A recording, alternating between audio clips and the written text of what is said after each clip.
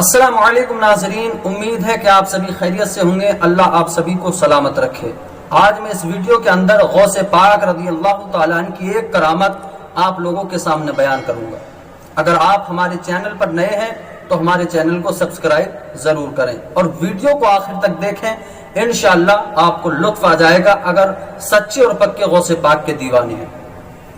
حضرت ابو سعید عبداللہ بن احمد بیان کرتے ہیں کہ تقریباً 537 ہجری کا واقعہ ہے۔ میری بیٹی فاطمہ مکان کی چھت پر چڑھی اور مکان کی چھت سے غائب ہو جاتی ہے، جس کی ابھی شادی نہیں ہوئی تھی، عمر 16 سال ہے۔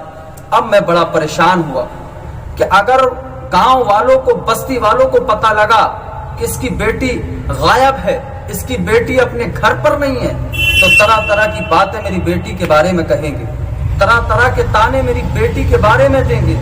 اسی سوچ کو لے کر، اسی ذہن کو لے کر غوث پاک رضی اللہ تعالیٰ عنہ کی بارگاہ میں حاضر ہو جاتے ہیں، عرض کرتے ہیں حضور غوث پاک، میری بیٹی مکان کی چھت سے غائب ہے اور شرمندگی یہ ہے کہ اس کی شادی نہیں ہوئی ہے، عمر 16 سال ہے۔ اگر محلے والوں کو پتہ لگے گا، اگر بستی والوں کو اس بات کا پتہ چلے گا تو بستی والے میرا مذاق اڑائیں گے، بستی والے مجھ پر ہنسیں گے، میری مذاق اڑے گی۔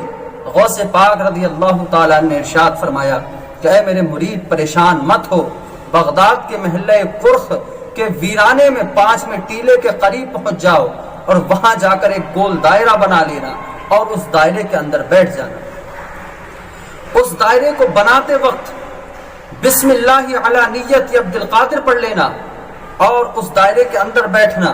جب رات کا آدھا وقت گزرے گا تو تمہارے پاس جنات گزرنے شروع ہو جائیں گے، طرح طرح کی شکل ہوگی، ڈراؤنی شکل والے جنات تمہارے پاس سے گزریں گے، لیکن کسی کے اندر اتنی ہمت نہ ہوگی جو تمہیں ٹچ کر سکے۔ جب رات گزر جائے گی، صبح کا وقت ہوگا، اپنے قافلے کے ساتھ بادشاہوں کا، اپنے قافلے کے ساتھ جنات کا بادشاہ تمہارے پاس آئے گا۔ جب جنات کا بادشاہ تمہارے پاس آئے گا، تم سے وہاں پر بیٹھنے کا سبب پوچھے گا، کہ انسان تم یہاں پر کیسے بیٹھے ہو؟ تم صرف اس سے اتنا کہہ دینا کہ مجھے عبد القادر نے بھیجا ہے، مجھے بڑے پیر صاحب نے بھیجا ہے۔ اتنا کہنے کے بعد میں وہ تم سے ساری بات پوچھے گا، تم اپنا حال بتا دینا۔ حضرات، پھر یہی ہوا کہ وہ مرید گول دائرہ بنا کر بیٹھا ہوا ہے، جنات گزرنے شروع ہو گئے، طرح طرح کی شکل ہے، لیکن غوث اعظم سے سچی محبت کرنے والا اس دائرے کے اندر بیٹھا ہے۔ کسی کی ڈراؤنی شکل کو دیکھ کر اس پر ہیبت طاری نہیں ہوتی ہے۔ تمام جنات گزرتے گئے۔ جب رات کا آخری وقت یعنی صبح کا وقت ہو گیا، جنات کا بادشاہ اپنے قافلے کے ساتھ اس جگہ سے گزرتا ہے۔ جب اس شخص کو وہاں پر بیٹھا ہوا دیکھا، دریافت کرنے لگا کہ انسان یہاں پر کیوں بیٹھے ہو، بیٹھنے کا سبب کیا ہے؟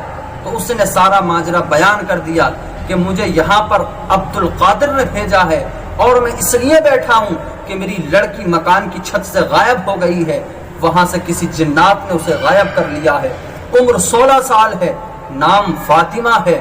جنات کا سردار جب غوث اعظم کا نام سنتا ہے، اپنے گھوڑے سے نیچے اتر آتا ہے اور اس انسان سے کہنے لگتا ہے، ابو سعید سے کہتا ہے کہ اے ابو سعید، تمہیں آنے کی کیا ضرورت تھی؟ غوث اعظم کو تمہیں بھیجنے کی کیا ضرورت تھی؟ ہمیں حکم دیتے، ہم خود ان کی بارگاہ میں حاضر ہو جاتے۔ اتنا کہنے کے بعد میں جنات کا بادشاہ جب زمین پر بیٹھا، جب زمین پر اتر آیا تو اس کے تمام ساتھی بھی اتر کر زمین پر بیٹھ جاتے ہیں۔ غوث پاک رضی اللہ تعالیٰ عنہ کا نام سنتے ہی اس نے حکم دے دیا کہ اس کی لڑکی کو تلاش کرو۔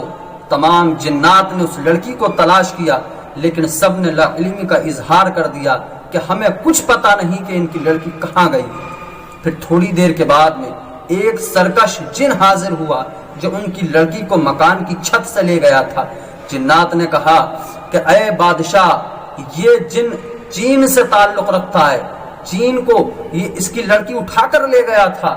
اس سرکش جن سے بادشاہ نے کہا کہ بتاؤ تم نے ان کی لڑکی کو کیوں اٹھایا ہے، اور اس علاقے سے جس میں وقت کا قطب رہتا ہے، اور تم نے ان کے علاقے سے لڑکی کو غائب کر لیا ہے۔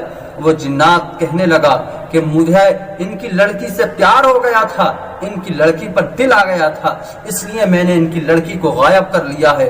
اتنا سنتے ہی بادشاہ جنات نے اس کو قتل کر دیا، اس کی گردن کو تن سے جدا کر دیا، اور اس لڑکی کو جس کو چھت سے غائب کیا تھا اس کے باپ کے صحیح سلامت حوالے کر دیا۔ اب اتنا دیکھنے کے بعد میں ابو سعید عبداللہ کہتے ہیں کہ مجھے آج سے پہلے یہ پتہ نہیں تھا کہ غوث اعظم کا حکم جنات پر بھی چلتا ہے، غوث اعظم کی تابعداری جنات بھی کرتے ہیں، غوث اعظم کی فرما برداری جنات بھی کرتے ہیں۔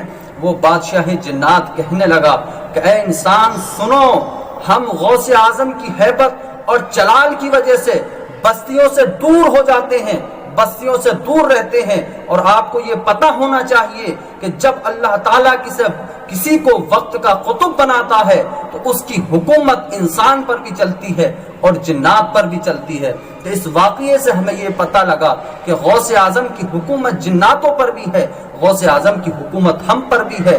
اللہ ہم سبھی کو غوث اعظم سے سچی اور پکی محبت کرنے کی توفیق عطا فرمائے، آمین۔ السلام علیکم ورحمۃ اللہ وبرکاتہ۔